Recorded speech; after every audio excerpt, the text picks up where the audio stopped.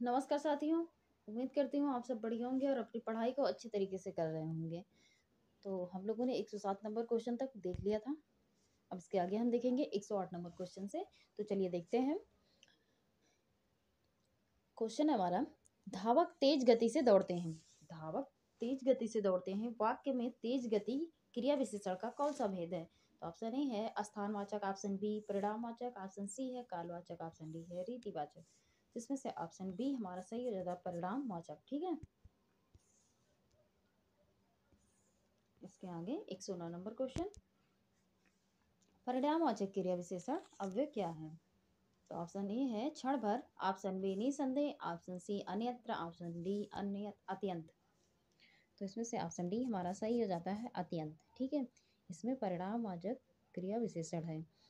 तो इसकी परिभाषा देख लेते हैं। क्रिया विशेषण क्या होते हैं? जो शब्द क्रिया की विशेषता बताते हैं वो क्या कहलाते हैं? क्रिया विशेषण कहलाते हैं। ठीक है, जो शब्द क्रिया की विशेषता बतलाते हैं वो क्या कहलाते हैं? क्रिया विशेषण कहलाते हैं। और अर्थ के आधार पर क्रिया विशेषण कितने प्रकार के होते हैं? 4 प्रकार के होते हैं। ठीक है, कितने प्रकार के होते हैं? 4 प्रकार के होते हैं। ठीक है, पहला स्थानवाचक, दूसरा है कालवाचक, तीसरा है परिणामवाचक और चौथा जो है हमारा वो रीतिवाचक है। ठीक है, तो इन चारों को ध्यान रखिएगा। अर्थ के आधार पर कितने होते हैं? 4 होते हैं। ठीक, इसके आगे देखते हैं। हाँ हाँ हाँ, अब ठीक है। 110 नंबर क्वेश्चन, परिणामवाचक क्रिया विशेषण अव्यय है। परिणामवाचक क्रिया विशेषण अव्यय है तो ऑप्शन ए है सर्वदा, ऑप्शन बी सर्वत्र, ऑप्शन सी इतना, ऑप्शन डी है गलत। तो इसमें से ऑप्शन सी हमारा सही हो जाता है इतना। इतना जो हमारा वो उसमें परिणामवाचक क्रिया विशेषण है। इसके आगे 111 नंबर क्वेश्चन, निम्नलिखित वाक्य में रेखांकित किए हुए भाग में कौन सा पदबंध है? तो वाक्य हमारा है 10:05 पर गाड़ी छूटेगी। तो 10:05 के नीचे क्या किया गया है? रेखांकित किया गया। ठीक है, तो इसे बताना है कि कौन सा पदबंध है इसमें। तो ऑप्शन ए है क्रिया विशेषण, ऑप्शन बी संज्ञा, ऑप्शन सी सर्वनाम, ऑप्शन डी क्रिया। तो इसमें से क्या है? क्रिया विशेषण। 10:05 के नीचे मतलब इसमें क्या है? क्रिया विशेषण है। ठीक है, इसके आगे देखते हैं।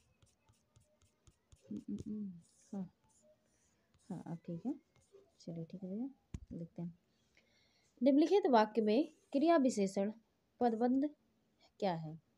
वाक्य हमारा, इस मकान की छत के ऊपर से पूरा गांव दिखता है। तो ऑप्शन ए है इस मकान की छत के ऊपर, ऑप्शन बी है इस मकान की छत के ऊपर से पूरा गांव, ऑप्शन सी है इस मकान की छत, ऑप्शन डी है गांव दिखता है। इसमें से ऑप्शन ए हमारा सही हो जाता है इस मकान की छत के ऊपर। ठीक है, 113 नंबर क्वेश्चन क्या है? निम्नलिखित वाक्य में रेखांकित किए हुए भाग में कौन सा पदबंध है? तो वाक्य हमारा, मेरे गांव के चारों ओर जंगल ही जंगल है। तो मेरे गांव के नीचे क्या किया गया है? रेखांकित किया गया है। ठीक है, मेरे गांव के चारों ओर के नीचे जो है वो रेखांकित किया गया। तो इसमें बताना कौन सा पदबंध है। तो ऑप्शन ए है क्रिया विशेषण, ऑप्शन बी सर्वनाम, ऑप्शन सी विशेषण, ऑप्शन डी क्रिया। तो इसमें से ऑप्शन ए हमारा सही हो जाता है। क्या है? क्रिया विशेषण। और पदबंध क्या होते हैं? 2-3 क्वेश्चनों में आ चुका कि पदबंध होता है ना। तो पदबंध क्या होता है? वाक्य में प्रयुक्त विभिन्न पदों के समूह की क्या कहा जाता है? पदबंध कहा जाता है। वाक्य में प्रयुक्त विभिन्न पदों के समूह को पदबंध कहा जाता है। ठीक, इसके आगे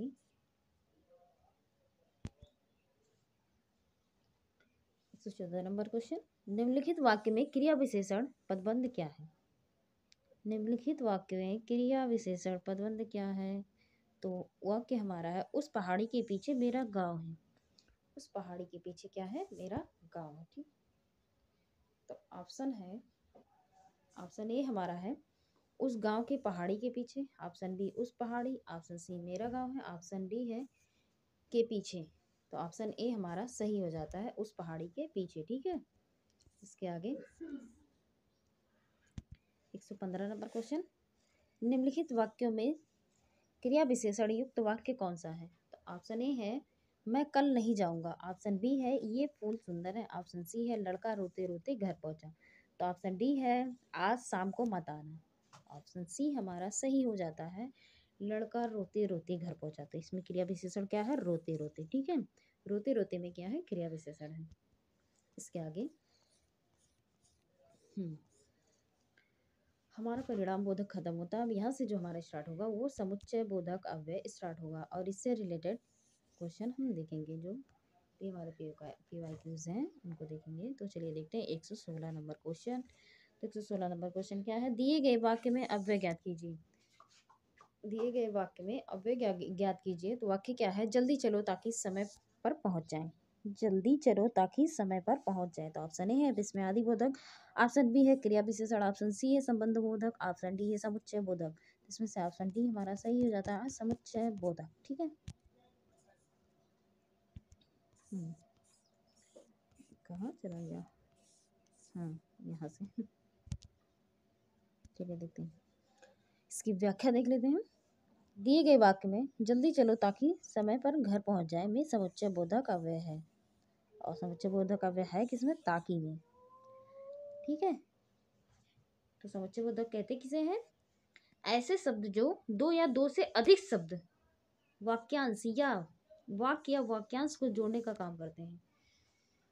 ऐसे शब्द जो दो या दो से अधिक शब्द, वाक्य या वाक्यांश को जोड़ने का काम करते हैं, वो क्या कहलाते हैं, समुच्चय बोधक कहलाते हैं। क्या कहलाते हैं, समुच्चय बोधक। जैसे और हो गया, वाह हो गया, यौम हो गया, तथा हो गया, या हो गया, अथवा हो गया, किंतु, परंतु, की, क्योंकि, जो कि, ताकि, हालांकि, लेकिन, अतः, इसलिए।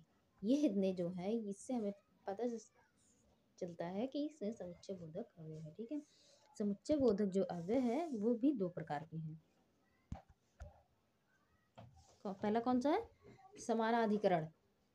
समानाधिकरण क्या होते हैं, जो अव्यय मुख्य शब्दों, जो अव्यय मुख्य शब्दों, पदबंधों या उपवाक्यों को जोड़ते हैं, उन्हें समानाधिकरण समुच्चय कहते हैं। ठीक है, ये कितने प्रकार के होते हैं, इसके भी प्रकार हैं। वो कितने प्रकार के हैं, चार प्रकार के। पहला संयोजक, दूसरा है विभाजक, तीसरा है विरोध बोधक, चौथा है निर्देशक। ठीक, इसके आगे दूसरा प्रकार क्या था, समुच्चय बोधक है व्याधिकरण समुच्चय बोधक, व्याधिकरण समुच्चय बोधक। ठीक है, तो देखते हैं, ये अव्यय आश्रित उपवाक्यों को जोड़ते हैं।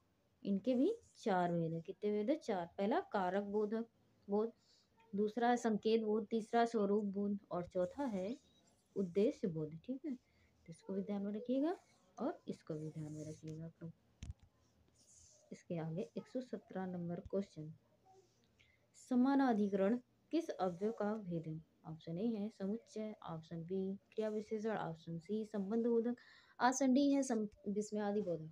तो ऑप्शन ए हमारा सही हो जाता है, किसका भेद है, समुच्चय बोधक का। अभी इसके ऊपर वाले क्वेश्चन में हम लोगों ने पढ़ा है समानाधिकरण। इसके आगे 118 नंबर क्वेश्चन, जो शब्द वाक्यांशों, वाक्य तथा शब्दों को जोड़ते हैं उन्हें क्या कहते हैं। तो ऑप्शन ए है व्याधिकरण, ऑप्शन बी संबंधीकरण, ऑप्शन सी समानाधिकरण, ऑप्शन डी है समुच्चय बोधक। तो उस ऑप्शन डी हमारा सही हो जाता है, समुच्चय बोधक। ठीक है, ये समुच्चय बोधक की परिभाषा है। इसके आगे देखते हैं, ये रहा।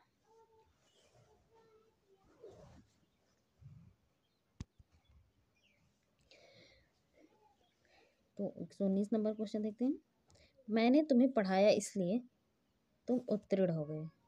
मैंने तुम्हें पढ़ाया इसलिए तुम उत्तीर्ण हो गए में कौन सा शब्द समुच्चय बोधक अव्यय है। ऑप्शन ए है पढ़ाया, ऑप्शन बी है इसलिए, ऑप्शन सी है हो गए, ऑप्शन डी है तुम। तो इसमें से ऑप्शन बी हमारा सही हो जाता है, इसलिए जो है वो इसमें समुच्चय बोधक अव्यय है। ठीक है, ये वाक्य को जोड़ रहा है। 120 नंबर क्वेश्चन, समुच्चय बोधक को कहते हैं? ऑप्शन ए है अविकारी, ऑप्शन बी विकारी, ऑप्शन सी दोनों, ऑप्शन डी है कोई नहीं। तो ऑप्शन ए हमारा सही हो जाता है। समुच्चय बोधक क्या है? एक अविकारी अव्यय है। 121 नंबर क्वेश्चन, कौन सा समुच्चय बोधक अव्यय नहीं है? ध्यान में रखिएगा, नहीं है। ठीक है, ऑप्शन ए है अर्थात, ऑप्शन बी है तेव, ऑप्शन सी है अथवा, ऑप्शन डी है आजन्म। तो इसमें से ऑप्शन डी हमारा सही हो जाता है आजन्म। आजन्म जो हमारा है वो समुच्चय बोधक नहीं है, जबकि ये तीनों ऑप्शन जो हमारे हैं वो समुच्चय बोधक अव्यय हैं। इसके आगे 122 नंबर क्वेश्चन, निम्नलिखित में से कौन सा स्वरूपवाचक व्याधिकरण समुच्चय बोधक अव्यय नहीं है? ठीक, तो ऑप्शन ए है मानो, ऑप्शन बी यानी, ऑप्शन सी है कि, ऑप्शन डी है जब। इसमें से ऑप्शन डी हमारा सही हो जाता है। जब जो हमारा है वो समुच्चय बोधक अव्यय नहीं है। बाकी ये तीन अदर ऑप्शन हमारे समुच्चय बोधक अव्यय के अंतर्गत आ जाते हैं। इसकी व्याख्या देख लेते हैं। ठीक है जी,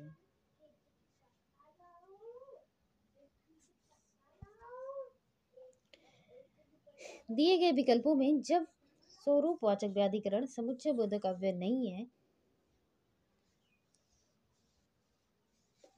जब शब्द कालवाचक अव्यय है, जबकि मानो, जो, यानी आदि स्वरूपवाचक व्याधिकरण समुच्चय बोधक अव्यय हैं। ठीक है, अव्यय क्या होते हैं?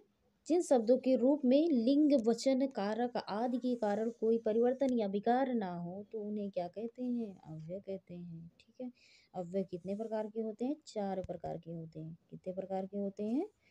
अव्यय 4 प्रकार के होते हैं। ठीक है, पहला क्रिया विशेषण, दूसरा है समुच्चय बोधक, और तीसरा है समुच्चय बोधक, दूसरा जो है संबंध बोधक, और तीसरा जो है समुच्चय बोधक, और चौथा जो हमारा विस्मय आदि बोधक।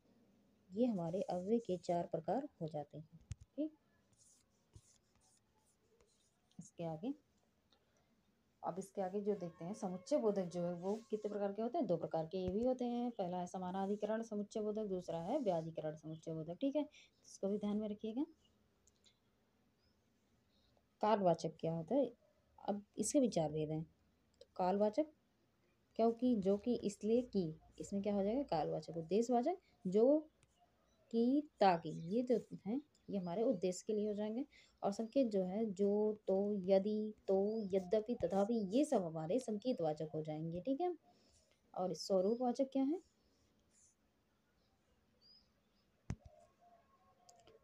कि, जो, अर्थात, यानी, मानो, ये सब हमारे स्वरूपवाचक हो जाएंगे। ठीक है, अब 123 नंबर क्वेश्चन, खाली स्थान,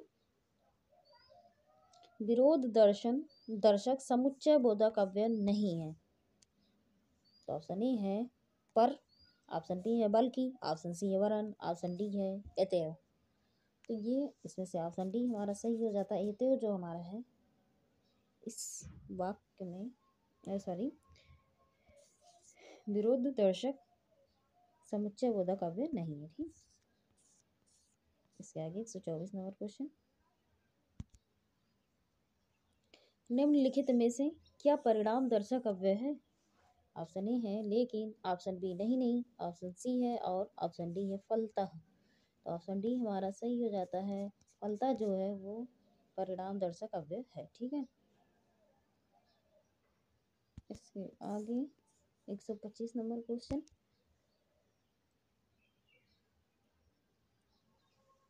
रोगी को थोड़ा थोड़ा पानी पिलाओ। वाक्य में थोड़ा थोड़ा है। तो ऑप्शन ए है विशेषण, ऑप्शन बी संज्ञा, ऑप्शन सी क्रिया विशेषण, ऑप्शन डी इनमें से कोई नहीं।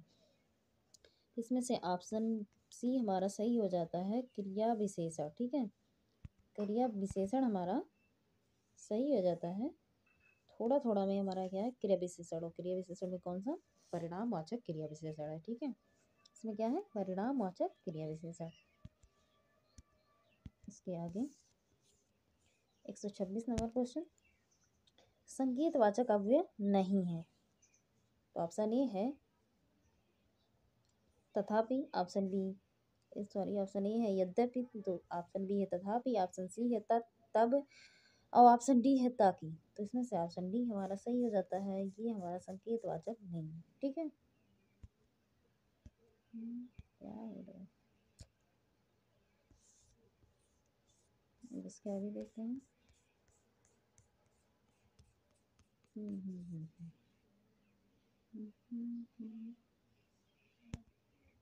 अब ठीक है। 127 नंबर क्वेश्चन। वह आया और मैं गया, इस वाक्य में समुच्चय बोधक शब्द बताइए। ऑप्शन ए है वह, ऑप्शन बी आया, ऑप्शन सी और ऑप्शन डी है गया। तो ऑप्शन सी हमारा सही हो जाता है, इसमें समुच्चय बोधक अव्यय है। क्या हो रहा है ये सब। अब ठीक है। 128 नंबर क्वेश्चन। समानाधिकरण और व्याधिकरण किसके भेद हैं? ऑप्शन ए है समुच्चय बोधक, ऑप्शन बी है संबंध बोधक, ऑप्शन सी है निपात बोधक, ऑप्शन डी है क्रिया विशेषण। इसमें से ऑप्शन ए हमारा सही हो जाता है। समुच्चय बोधक के दो प्रकार हैं, सॉरी, हाँ, समुच्चय बोधक के दो प्रकार हैं, समानाधिकरण और व्याधिकरण। ठीक है। और समानाधिकरण के भी चार भेद हैं और व्याधिकरण के भी चार भेद हैं, इसको भी ध्यान में रखिएगा। ठीक है। इसके आगे, हाँ, समुच्चय बोधक समाप्त होता है। अब यहाँ से हमारा स्टार्ट होगा संबंध बोधक अव्यय। क्या होगा? संबंध बोधक अव्यय से रिलेटेड कुछ क्वेश्चन देखेंगे हम। ठीक, चलिए देखते हैं। 129 नंबर क्वेश्चन। सुरेश स्कूल की ओर गया, दिए गए वाक्य में अव्यय के प्रकार को पहचानिए। तो ऑप्शन ए है विस्मयादि बोधक अव्यय, ऑप्शन बी क्रिया विशेषण अव्यय, ऑप्शन सी संबंध बोधक अव्यय, ऑप्शन डी है समुच्चय बोधक अव्यय। तो इसमें से ऑप्शन सी हमारा संबंध बोधक अव्यय ठीक सही हो जाता है। इसकी व्याख्या देख लेते हैं।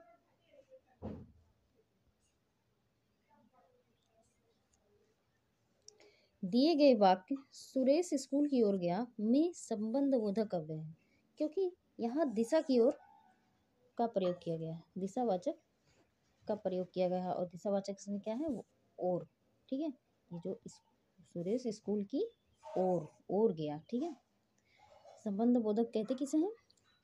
ऐसे शब्द जो संज्ञा या सर्वनाम शब्दों के बाद लगकर उनका संबंध वाक्य के अन्य शब्दों से दिखाते हैं, तो वो हमारे संबंध बोधक अव्यय कहलाते हैं। अर्थ के आधार पर कितने भेद होते हैं? 14 भेद होते हैं। संबंध बोधक के कितने भेद होते हैं? 14 भेद होते हैं। ठीक है। कौन कौन से? कालवाचक होता है, स्थानवाचक, साधनवाचक, दिशावाचक, समता बोधक, विरोधवाचक, हेतुवाचक, तुलनावाचक, उद्देश्यवाचक और कारणवाचक। ये जो हमारे हैं ये इसके 14 भेद होते हैं। ठीक है। तो इसको देख लीजिएगा आप लोग और इसको ध्यान में भी रखिएगा। धन के बिना व्यवसाय चलाना कठिन है। 130 नंबर जो हमारा क्वेश्चन है, धन के बिना व्यवसाय चलाना कठिन है। ठीक है। तो ऑप्शन ए है समुच्चय बोधक, ऑप्शन बी क्रिया बोधक, सॉरी क्रिया विशेषण, ऑप्शन सी है समुच्चय बोधक, ऑप्शन डी है विस्मयादि बोधक। तो ऑप्शन ए हमारा सही हो जाता है, इसमें संबंध बोधक अव्यय है। ठीक, इसके आगे देखते हैं। 131 नंबर क्वेश्चन। कविता और गीता साथ में खेलते हैं, कविता और गीता साथ में खेलते हैं। तो ऑप्शन ए, वाक्य में अव्यय के प्रकार पहचानना है। तो ऑप्शन ए है संबंध बोधक, ऑप्शन बी विस्मयादि बोधक, ऑप्शन सी क्रिया विशेषण, ऑप्शन डी समुच्चय बोधक। तो इसमें से ऑप्शन ए हमारा सही हो जाता है संबंध बोधक। और संबंध कौन सा था सर? और जो हमारा है इसमें संबंध बोधक अव्यय है। ठीक, 132 नंबर क्वेश्चन। मुझे लिखने के लिए कलम या पेंसिल दो, मुझे लिखने के लिए कलम या पेंसिल दो। इस वाक्य में अव्यय के प्रकार को चयन कीजिए। ऑप्शन ए है विस्मयादि बोधक, ऑप्शन बी समुच्चय बोधक, ऑप्शन सी संबंध बोधक, ऑप्शन डी है क्रिया विशेषण। ऑप्शन सी हमारा सही हो जाता है संबंध बोधक अव्यय। ठीक,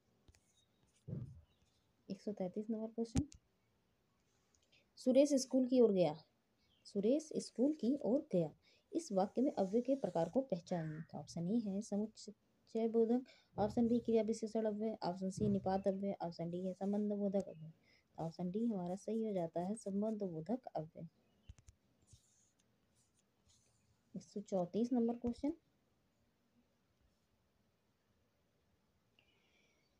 हमें जीत मिलने तक प्रयास करना चाहिए। हमें जीत मिलने तक प्रयास करना चाहिए। इस वाक्य में तक क्या है? ऑप्शन ए है समुच्चय बोधक अव्यय, ऑप्शन बी संबंध बोधक अव्यय, ऑप्शन सी क्रिया विशेषण अव्यय, ऑप्शन डी है विस्मयादि बोधक अव्यय। तो इसमें से ऑप्शन बी हमारा सही हो जाता है, संबंध बोधक अव्यय। ठीक, इसके आगे देख लेते हैं। हाँ, 135 नंबर क्वेश्चन।